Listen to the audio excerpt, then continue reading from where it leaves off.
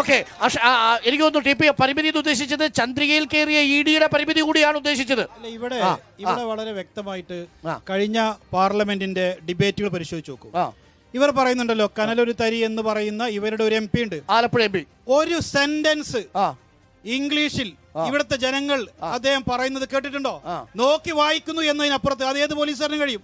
അതേസമയം അമിത്ഷാ മുന്നിലിരിക്കുമ്പോ, മോഡി മുന്നിലിരിക്കുമ്പോ അവരുടെ നേരെ ഏറ്റുമുട്ടാൻ അതിനിവിടെ മുസ്ലിം ലീഗിന്റെ MP-മാരും കോൺഗ്രസിന്റെ MP-മാരും ഉണ്ടായിട്ടുള്ളൂ. അതിന് ഒരുപാട് തെളിവുകളുണ്ട്. CAA-യുടെ ഡിബേറ്റ് നടക്കുന്ന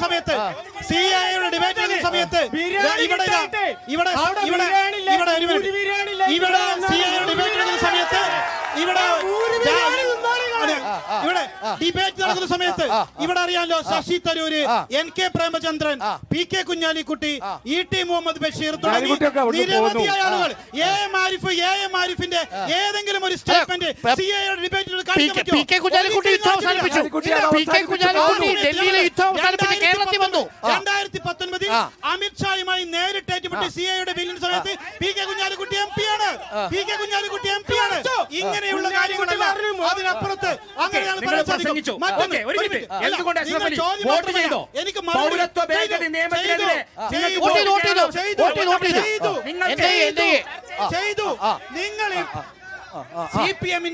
CPM-ന്റെ വാട്സ്ആപ്പ് യൂണിവേഴ്സിറ്റി വായിച്ചൊന്നും ചർച്ചക്ക് കാണാൻ വരരുത്. നിങ്ങൾ മനസ്സിലാക്കേണ്ട കാര്യം എന്താ? CAA-യുടെ നിങ്ങൾ സഭ ടിവിയോ അതല്ലെങ്കിൽ ഈ സംസദ് ടിവിയോ മറ്റുള്ളവർക്ക് പരിശോധിക്കൂ. NIA ബില്ലിൽ പറഞ്ഞുതരാം. NIA ബിൽ എന്താണെന്നറിയോ?